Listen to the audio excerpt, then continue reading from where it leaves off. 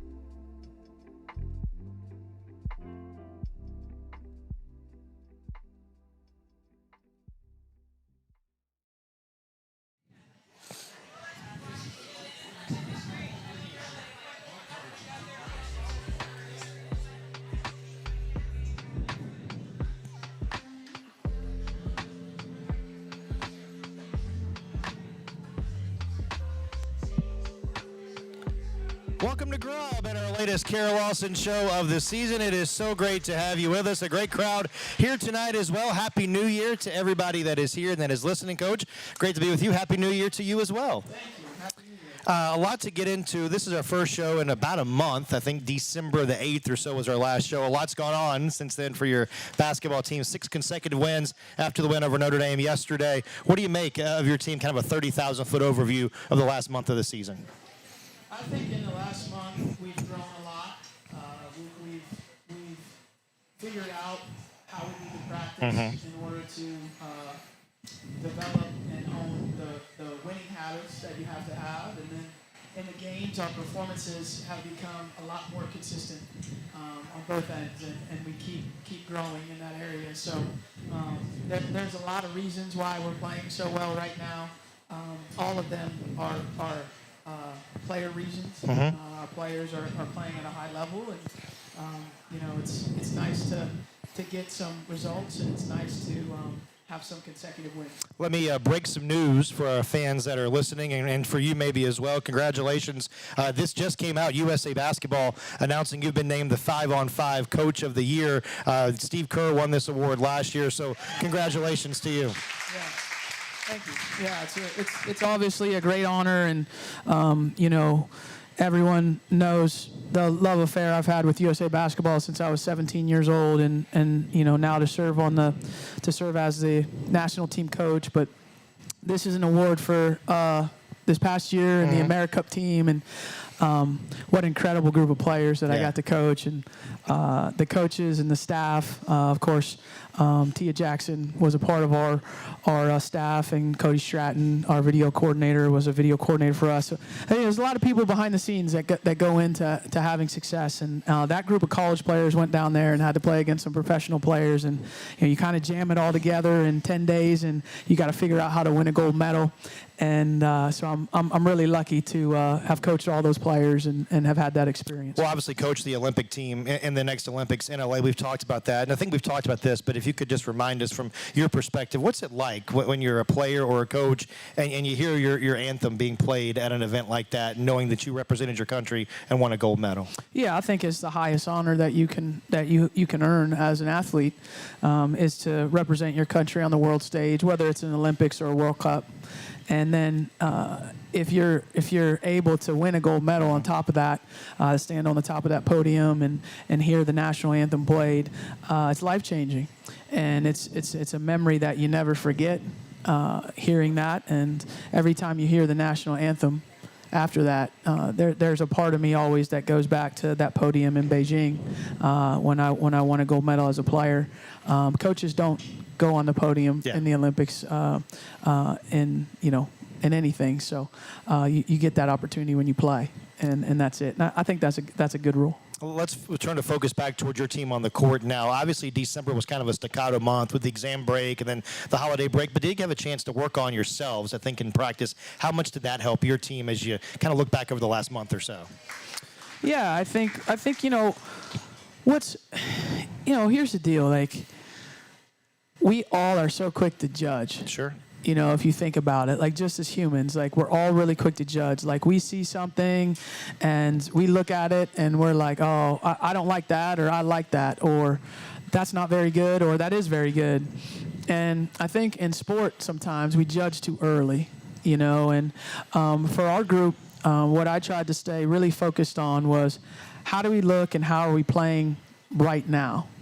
And where are we and where do we need to get to? And I get to see them. I have the luxury of seeing them every day, So when I'm saying that, I'm not just looking at the games. I'm looking at the practice film. Okay, how are we practicing? Are we getting better? Are we growing? Are lights coming on with different players where maybe they were off before, but now in certain areas they're improving and they're starting to see and read things. And that was happening all through the month of December. We were starting to practice better and better. We were starting to see growth from all of our players. We were starting to see more consistency. So I knew it was only a matter of time that we start to see better results, consistent results, Sure. right? And I always say, like, it's consistent results. It's not absolute results. You don't get to just win everything all the time. That's not how it works. But if you practice consistently and you can see that there's a high level of buy-in, and that the players are learning and working hard, you're going to win. Like, you just are. You're going to win consistently. It's only a matter of time. So I just felt that all through the month of December, and so I knew it was only a matter of time. And we just keep growing. Their consistency's been good. Even when we weren't winning games, practice-wise, they were coming in ready to practice, coachable, ready to play. So, like, it happens. It happens. And, I think I said this before, like, when you're going through adversity, one of the most frustrating things is that you don't get to determine the length of it. Like, you don't get to decide when it ends. If we all could decide when adversity ends, it'd last for like an hour. Sure. Right? We'd be like, oh, this is hard. Okay, yeah, it's over now. You don't get to do that. It lasts as long as it lasts. And so it's your job not to worry about how long it lasts. It's your job to figure out how to improve while you're in it. And I think that's what I'm most proud of about our team is we've gone through a lot of adversity. I'm sure there's more on the horizon. Man, we stuck together. We're so solid, because the way you build strength in a relationship, man, is to go through adversity. It doesn't need to be strong if you never struggle. You don't need to have a strong relationship if you don't struggle. You need to have it if you go through something. And the people that you go through stuff with, when you come out the other side, man, like, it's hard to shake that. Like, everybody clapped when Ashlyn came in. I should have clapped too because she's helped me win a lot of games. But, like, it's nothing that Ashlyn and I could go through that would break what we have. It's nothing. Because we've been through it already. Like, anything you could create or pick out in your mind that you would say, like, hey, if this happens to those two, they're not going to make it. Like, we're making it. We just are, because we've been through too much. And the trust and the belief and the faith is there. And so when you build that, with your players, and I could say that about a lot of players, not just Ashlyn. Like, me and Merritt, you ain't breaking us. Yeah. You're just not. Right. You're just not. And so when you have that, now when you're going through things, it still stinks. It still hurts, but you don't waver. The belief I've had in what our team could be, I never questioned it. I never second-guessed those guys. Never, not once.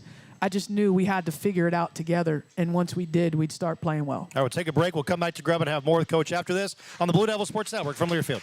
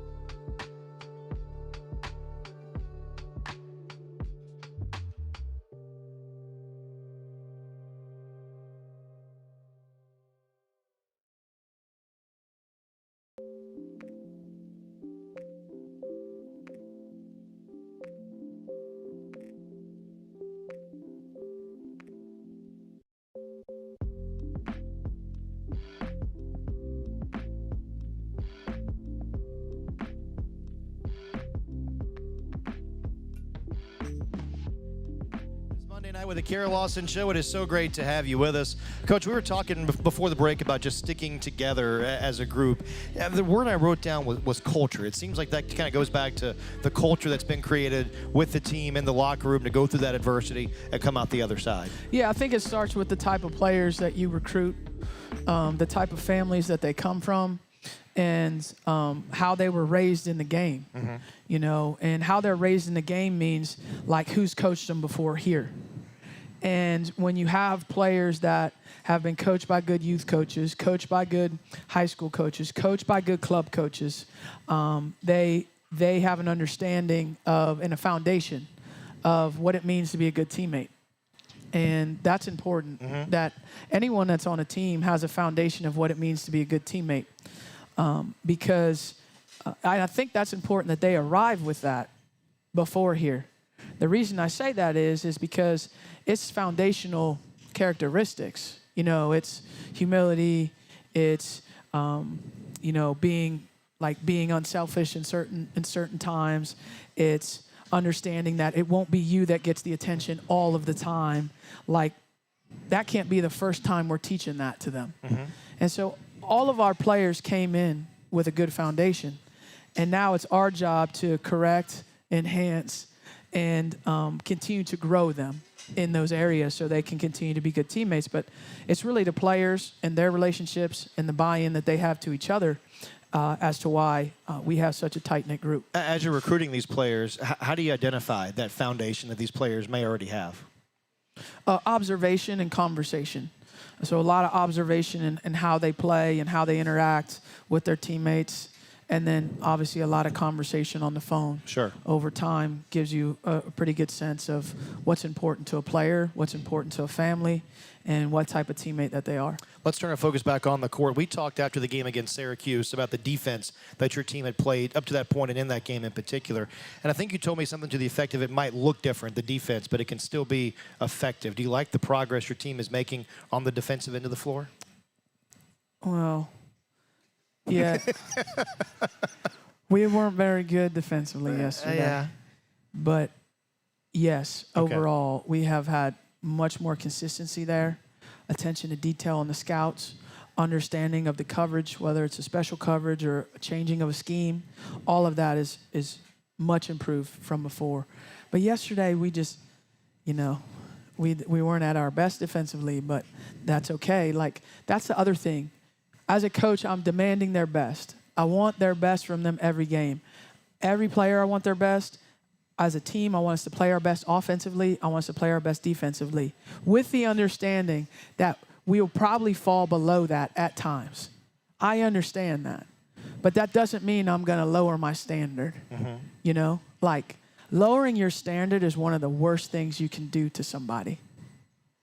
You know, like if you lower your standard for somebody, that's like the worst thing you can do to somebody, because you're allowing them to be less than what they're capable of. You're just basically giving them permission to underachieve. If you lower your standard, like that's not what we're in the business of doing, right? You don't get permission to underachieve. If you do underachieve, it's our job to say, hey, this is below your level. Here's how you gotta improve to get up. And that's the thing, is like there's so many people in life right now that are just going around, I mean, straight up writing multiple permission slips every day for people to underachieve, you know? And yeah, that's, I almost broke out in hives right now. Yeah. Because if I get close to that, I'm allergic to it. I can't be around that. I'm not going to be around that. Well, you talked about the detail to the scout going into yesterday's game and just kind of in general. Notre Dame, obviously a great transition team. Felt to me like you took them out of their transition game a lot yesterday. Does that go back to being able to have attention to detail in the scout? Yes. Okay. I think there were a couple of factors. Okay. One, I thought we really valued the ball. We took care of the ball, and so they get a lot of their transition game off of the turnovers that they create. And I thought our team did a good job of valuing the ball and not giving. Even if you want to take away transition. If you give the ball away every time, you can't take it away. Right. Because usually when it's a turnover, especially if the live ball variety, they're coming at you 2-on-1, 3-on-2, 4-on-3. Like you can't do it. We took care of the ball. We valued the basketball by and large. And so I think that was our first great thing that we did. And then, transition defense, getting back, matching up. That we were only loose a few times in that game where we did it. We got back, we loaded, and, we forced them to play against our half-court defense. You hear a lot, I think, in football, talking about playing a complementary game, offense and defense. Is that maybe similar in basketball where you value the basketball, you're able to do a little bit better defensively, and then one side of the ball can fill the other side? Yeah, I mean, I think I don't know. I haven't played football since I was 7 or 8. You're right. But in football, it's different people having to play complementary football because they don't play two ways unless, I guess, Travis Hunter plays two ways. But, you don't play two ways. But I do think that it is true that one side can help the other. I do think when you play a great defensive possession, it puts you in position to have a great offensive possession. I do think when you're taking the right shots on offense and the ball's moving and everyone's touching it and you're getting high-quality looks, that helps set up your defense. When you're taking bad shots or you're turning it over, you can't even get back to defend in time because they're coming at you. So that's where I think in basketball, because it's fluid between possessions, meaning we go offense to defense in the same play, whereas for football, that only happens on a turnover. Sure, yeah. Right? An interception or a fumble, it goes offense, defense. But then even then, the wrong guys are playing the wrong side. Isn't it funny to try to watch the offensive people tackle Yes. when there's a fumble or interception? It's like they don't know what they're doing. I like it when the big guys try to get the touchdown. Yeah, it's one of my favorites. Yeah. That's a good thing. I'm a fan of the big boy touchdown. All right, we'll take a break and talk more basketball with Coach after this on the Blue Devil Sports Network from Learfield.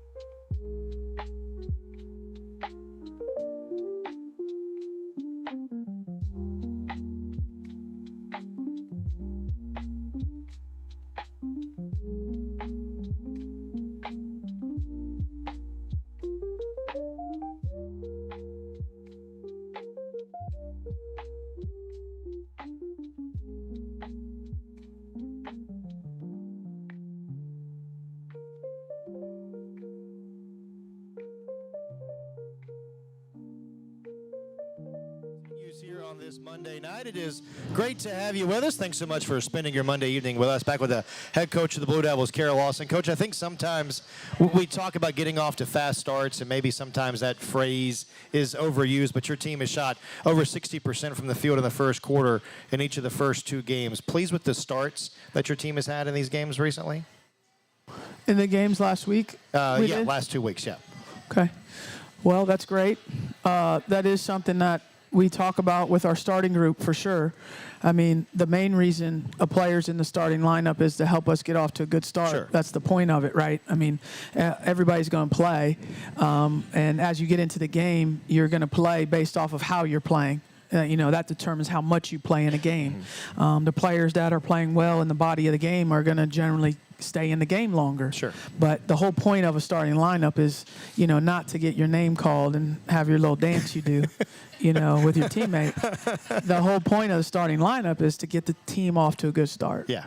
And so that's something that they have a responsibility to do.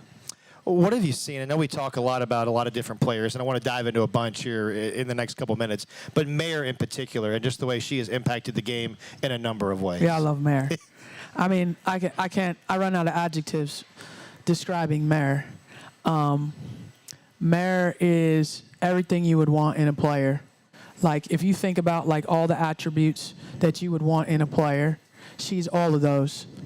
And she's all of those every day. You probably love her because of how she plays. And she's like that every day. And, the thing I love about Mare is, like I've been hard on her and challenged her to improve on her weaknesses from when she got here. And she listens to it, she hears it, and then she goes to work on it. Like, she doesn't, pout or say, woe is me, or fight it.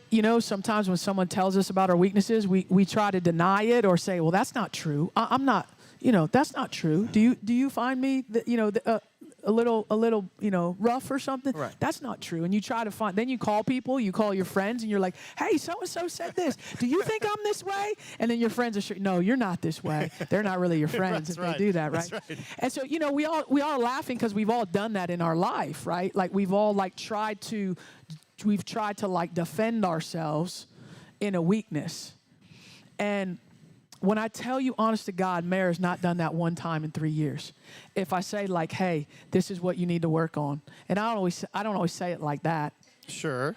Yeah. Yeah. If I say, hey, this is what you need to work on, she just looks at me and she goes, okay, coach. And then she goes back to work on it. And it's so refreshing because that's not normal. That's not normal. It's usually a back and forth or, this, that. Marriages. And so it brings me just such great joy to see her growth. And let me tell you something. Mare's a pro. Mare's a WNBA player. Yep. And if people can't see that, I don't know what they're watching. Like, this kid, she guards, she scores, she rebounds. She's averaging over 5 rebounds a game as a 5'8" guard. She leads us in assists. She leads us in steals. She can play against anybody, and she competes her butt off all the time. So, she's exactly what you would want in a point guard, and I wouldn't trade her for anybody. All right, take a break. We'll come back to Grub and have more with Coach after this on the Blue Devil Sports Network from Learfield.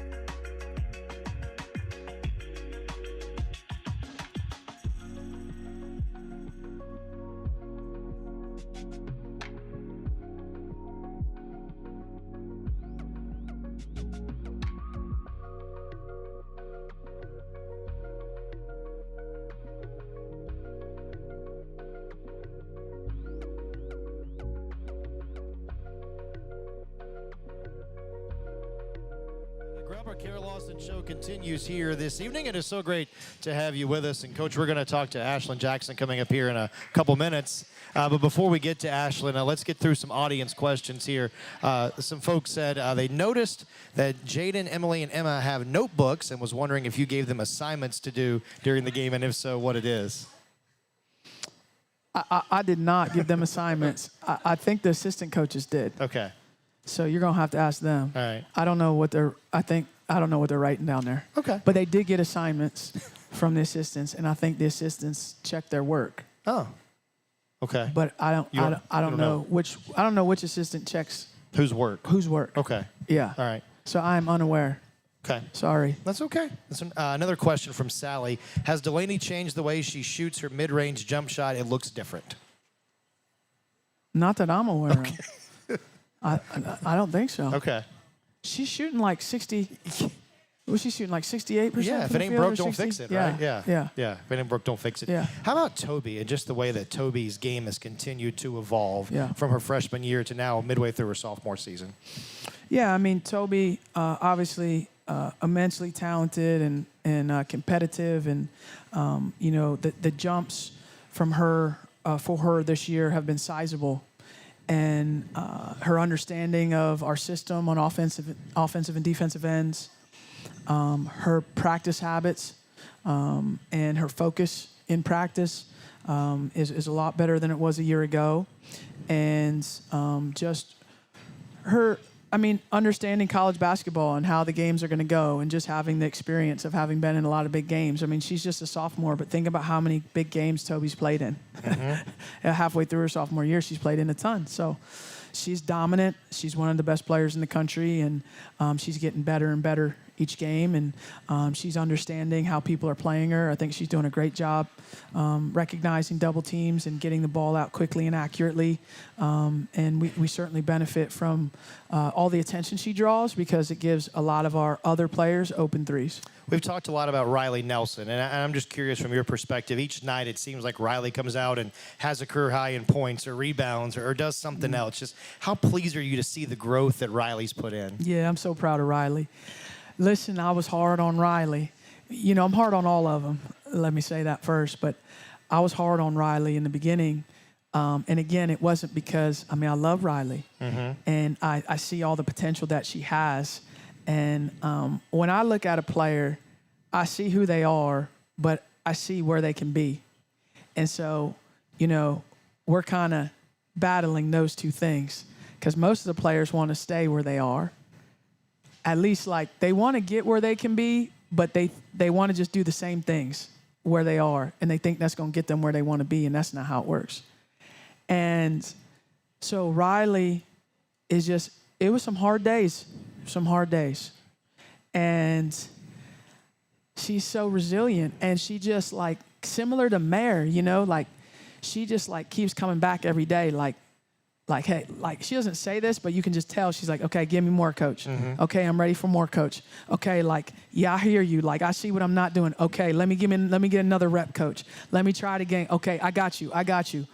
And so there's so much power in that, there's power in just wanting to be coached hard and wanting to grow every day. And she's kind of harnessed that.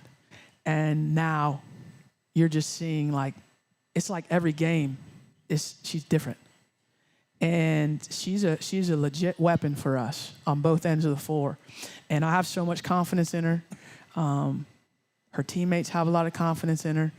And it's fun to witness. Let me ask you about Ashlyn, because we're going to talk to her here in just a second. Yeah. Scored her 1,000th point in December. Did all 1,000 points in a Duke uniform, which maybe in this day and age of college basketball, kind of a rarity. Yeah. Just kind of your thoughts and perspective on Ash, who took a chance on you when you got hired here as the head coach. Yeah, you're trying to get me emotional already. I still got a month before senior day, but yeah, there's no more important player in my tenure here at Duke than Ashlyn Jackson. There's not. There's no one more important to what we have built, to what we are, who we are as a culture. There's no one more important than her. It starts with the decision to come. You know, she came before it was cool. She came before, you know, the sisterhood was like, we had gear and stuff, you know. She came before we didn't even like, not only did we not look like winning, we didn't smell like winning, we didn't taste like, there was nothing winning about us. Yeah. You know. And she was the first big time player to say like, yeah, like I'm going to go there. And you know how hard it is to be like the first person? Because like it's really easy to make a decision when everybody's going someplace. You're like, oh yeah, because you know, there's a certainty there. Like you know it's going to be good. There was no certainty, Right? You know, in terms of what was already there. The only thing we had certainty of was like I had certainty about her and she had certainty about me. You know, and it was like, okay, well, like I believe in her, she believes in me. We can do this. And then you look at her play. You know, it's not just that. It's like she's come here and she's been one of our best, most consistent players in the last 4 years. Well, maybe 3 years. You know, her freshman year was a little suspect there, okay? But, you know, she's been one of our most consistent players. And then same thing, she just comes in every day. And there's been hard conversations. And there's been hard days. And there's been times where she didn't like me very much. More in the beginning, you know, she likes me now. And there's been all of that. But, you know, like I said before, like we're so strong, you know, we're so tight. And there's just a belief. And our bond is lifetime, you know, like it's forever because of what, you know, she's meant to our program, what she's meant to me as a person. And, you know, her family, same thing. You know, like I already know her parents are going to be coming for the next 20 years. You know, even when she graduates, they're still going to be coming to the games, and they're going to have my tickets right behind the bench if they want forever.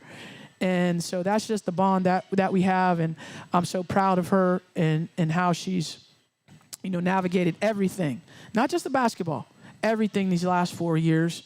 And, you know, I'm enjoying every day that I have left. I know they're numbered. And I'm enjoying every day that I have left with her. All right, we'll take a break. We'll come back and visit with Ash after this on the Blue Devil Sports Network from Learfield.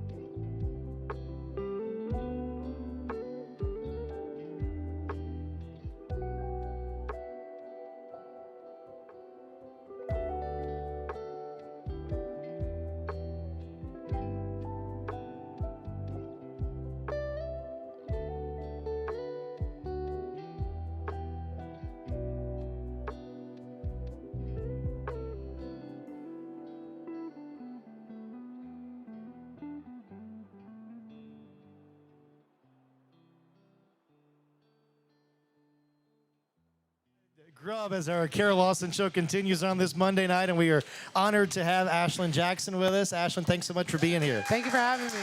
Before we get into a lot of basketball stuff, I have noticed over the last 4 years, every time I see you, there's always a smile on your face. I've never seen Ash not have a smile on her face. Well, where does that happy disposition come from? Honestly, I couldn't even tell you. My parents joke about it all the time. They're like, "Oh my goodness, do you ever stop smiling?" Coach, whenever I first got here, she was like, "Why is she always smiling?"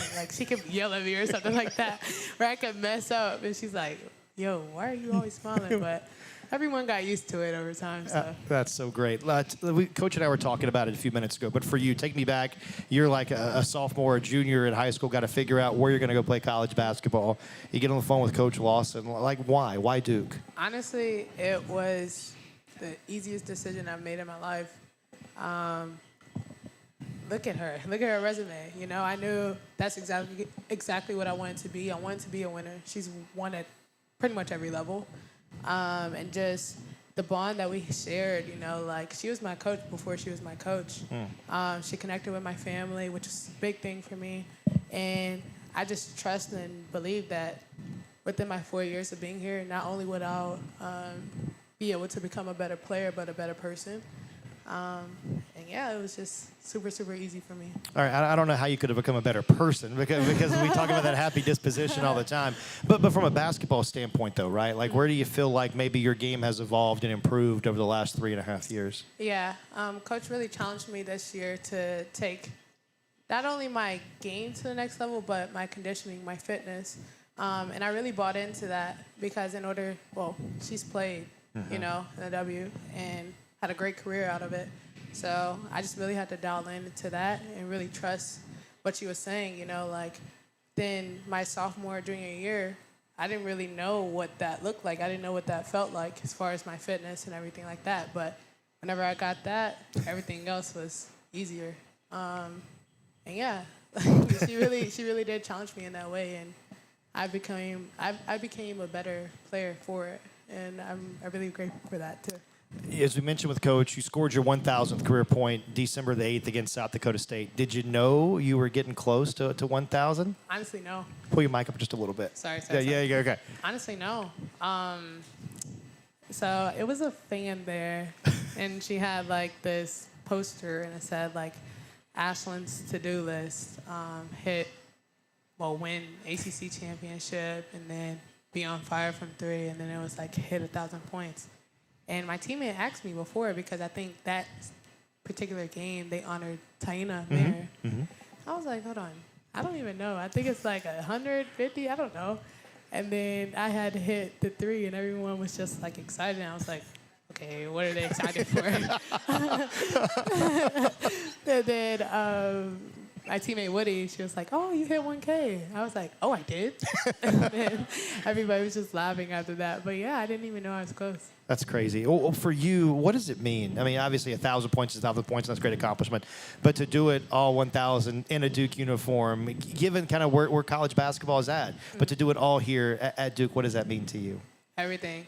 I wouldn't trade this place for the world, especially on the court, my teammates, my coaches, off the court as far as academics, best. But yeah, I wouldn't trade that for the world. I saw the Instagram video, the tweet yesterday of you talking about Toby and T kind of balling out in that game against Notre Dame. Yeah. Obviously, you've been a crucial part to the success this program has had, but how much joy do you take in seeing your teammates ball out too? Those two are on a different level right now. Yeah. And oh my goodness, the level of competition that they bring every single day, second to none. They not only make themselves better, but the people around them better as well, because we have to go with their flow. We can't be the odd man out. Right. They're competing their butts off every single day. We can't just lay down and say, "Oh, okay, y'all got it." No, we have to be there, with them. So those two for sure, they've grown in every area that Coach has challenged them to grow in, and just to be alongside of that's been a blessing. Oh, well, let's kind of zoom back out now. There's a lot more basketball ahead of this team and for this season, but is there a game or a couple games or moments so far that stand out when you think back on your career here in a Duke uniform? Oh. Kind of putting you on the spot, yeah. I've never really thought about that before, but honestly, I'd just say ACC championship. Yeah. Like that was one for the books. And really up till like that game and then like the games after, we never batted an eye. You know, like if we were to go down in a game or anything, like we just stayed ourselves. And I feel like since then, you know, like we have clicked. Obviously, there's times within the season it's up and down, but no, we always stay together. We never strayed away from each other, and that's something that like I really, really enjoyed about this group. Yeah, Coach was talking about earlier, just kind of the culture and staying together and being through that adversity. Like from a player standpoint, like you know you came through it and now better for it because you went through that adversity together. For sure. I feel like in March we're gonna be clicking, and that's how it should be. You know, like November, December, you're supposed to go through adversity. Those are the times that make you who you are, and we really just bought into each other. We don't like to lose. Like nobody likes that feeling. Sure. But being able to dial into that and really just raise our level, you know, like it's either you'll get punched and lay down or you'll get punched and actually do something about it. And this group, you know, we're bought in. And I'm just super excited to see how it goes within the next few months. I got a couple more for you before we let you go. What's the message to the folks that are here tonight, to all the fans that are watching or listening at home over the next couple of months? Thank you so much. And I'm really just grateful, you know, to have you guys and have everyone that supports us because, like I said, I feel like every single year, us being here, yeah, it's gotten better as far as like not just our fans, but like our hype, I'd say. But no, everyone always counts us out, except for you guys. You know, like you're so loyal, and we're very, very grateful all around. So thank you so much for supporting us. Tomorrow is your birthday. Yeah, so we're gonna sing, and we're gonna bring some cupcakes for Ash too for your birthday. Thank you, guys. Everybody on 3, here we go. Happy birthday to you. Happy birthday to you. Happy birthday, dear Ashlyn. Happy birthday to you. That was beautiful, guys. Thank you. All right. Make a wish. She's blowing out the cupcakes. What's the best birthday gift you've ever gotten? Oh my. Practice tomorrow.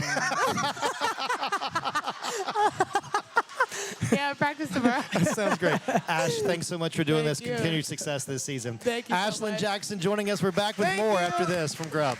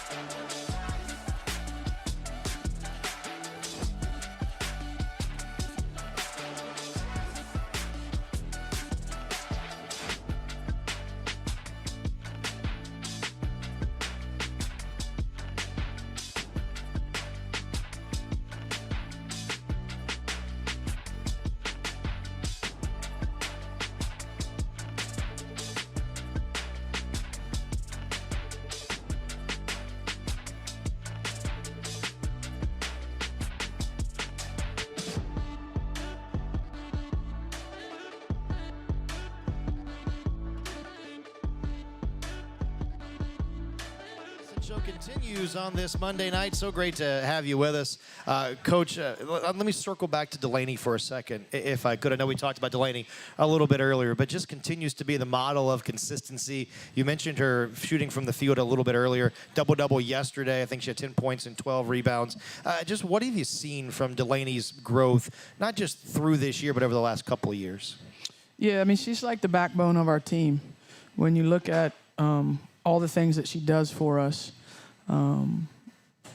she is an elite defensive player. She is a great organizer for us. She helps organize that group. And her experience, I think, shines through all the time. She's an elite competitor. She loves to compete. She's physical and tough. She's so tough. So I like that. I like tough players. Yeah. She's so tough. And she, this has been true of Delaney since her freshman year. Like, Delaney always plays good in big games. Mm-hmm. Like, do you remember her freshman year? Like, it would be a big game, and she'd play good. Yeah. And then, maybe in a regular game or a bad game, she wouldn't play as good, and you'd be like, what's going on? And then the big game, like, I don't lose sleep over Delaney. Like, ever. Because I know, like, when it's a big game, Delaney's going to play. Mm-hmm. And she's not afraid. And that's just great to have. And she just does so many things for us. Like, I think she's one of the more underappreciated players on our team just because I don't think, all the time, I'm not saying people are haters or anything like that. Sure. I'm just saying you just don't notice everything she's doing all the time. But she's doing a lot. And it's hard to take her off the floor because she does so many things that help us win. I was thinking about this a little bit last night and earlier today, too. Like, Delaney had a chance to learn from some of the really good posts early in your tenure here. I'm thinking, like, from Kennedy Brown. Kennedy, yeah. And how much did Delaney absorb that and just translate that into the success that she's had so far in her career? Yeah, I mean, I don't want to speak for her, but Sure. I do think Kennedy was, was an important influence on Delaney. They played just 1 year together. Mm-hmm. And, we purposely put them together a lot of days pre-practice and them working together so she could, learn from her. And then she had to take, pretty big leadership role as a sophomore, last year, being super experienced for us relative to the other people that were playing in the front court. And she's done a great job of leading and being consistent there. So, I think Kennedy definitely had a big influence on her. And, I think Coach Tia and her have a great relationship, and the way that they work together and how she's helped, her continue to grow. She's just a special person. And, definitely lucky to be her coach. We were talking about Riley and how much she's progressed this season earlier. Kind of the same story for Ariana Robertson, too, isn't it? This is the way that she continues to get better every time she takes the floor. Yeah, Ari. I'm so proud of Ari in so many ways because, it's been a long, hard road. Obviously with the injury last year and having to sit and watch and wait for a long time. And then to get back out there and, you can tell she's just getting better and better each week. Physically, she's feeling more like her old self. And as a freshman, she's trying as best as she can to get acclimated and to pick up things and to continue to grow. And you definitely see her stringing together more consistent minutes.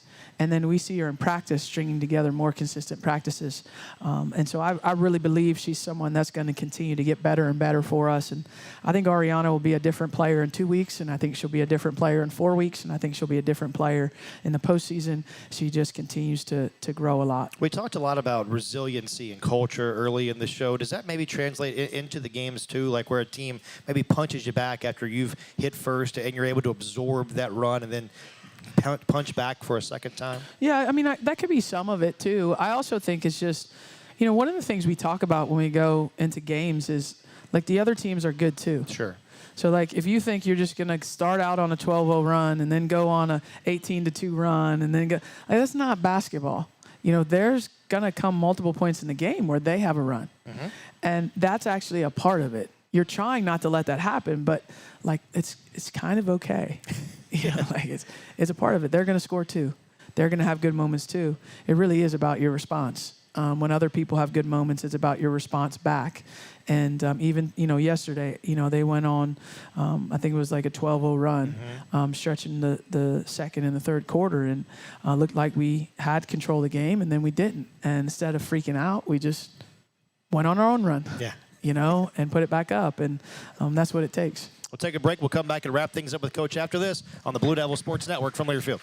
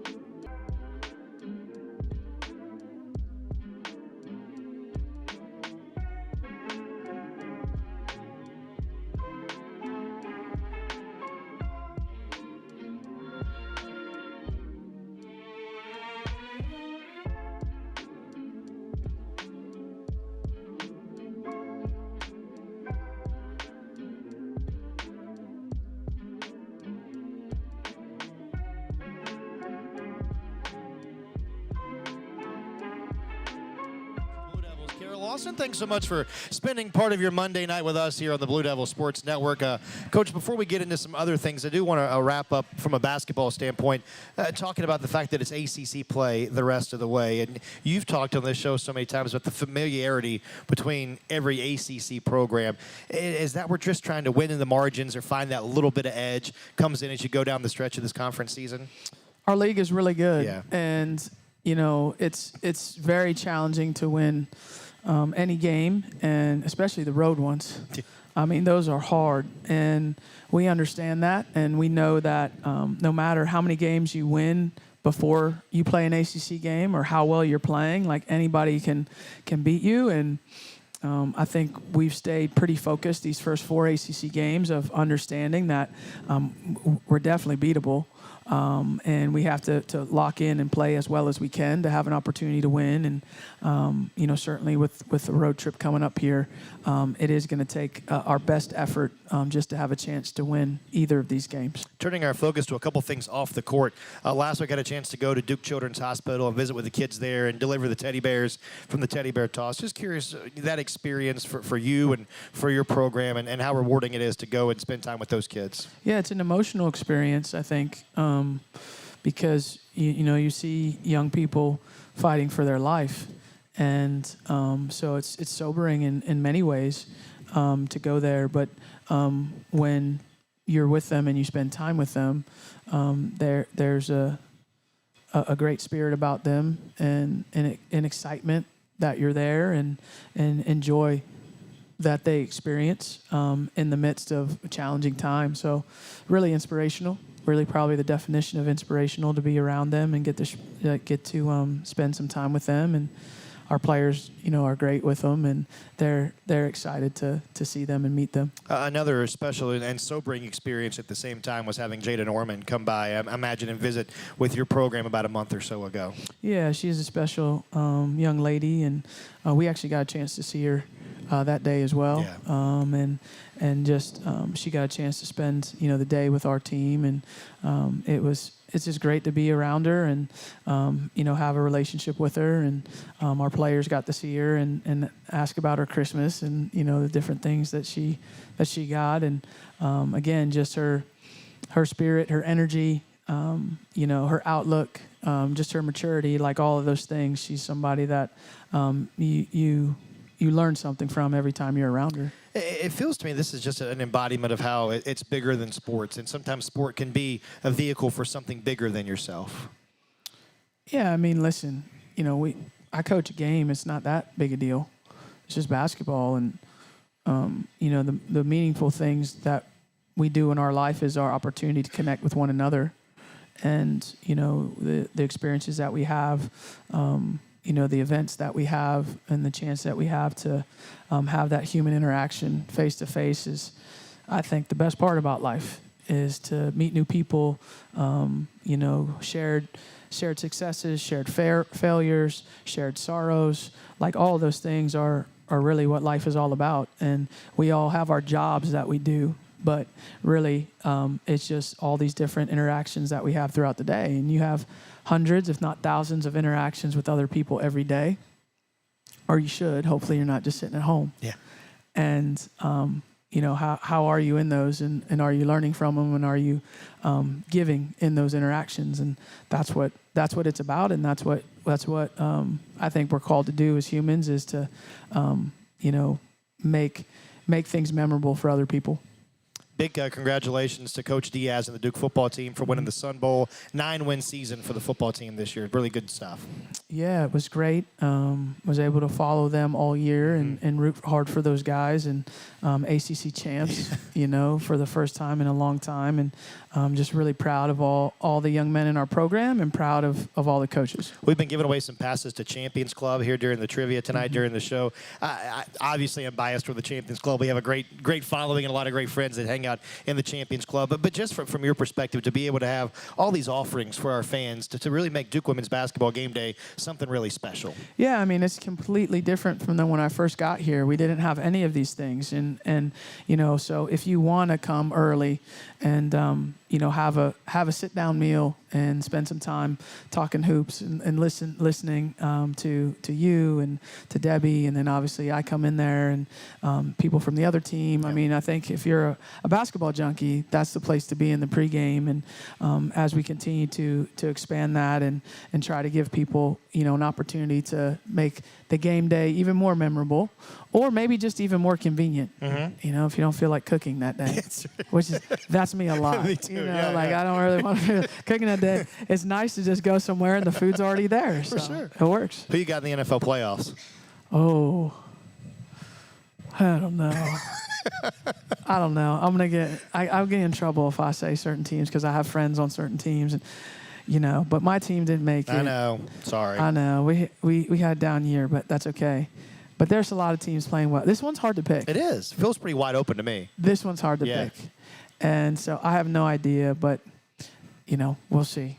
We'll see. I mean, I guess the Panthers are in it. They are. Yeah, but they said they had the lowest chance. They did. But they got a chance because they're in it. Yeah. They're in it. So that's all you need. Yeah. All right, as we wrap up, give me some keys to have a successful week out on the West Coast against Cal and Stanford. Oh, man, two really good teams. Yeah. This is in going to be hard matchups for us. I think how we're playing competitively and together, we always start with the competitiveness.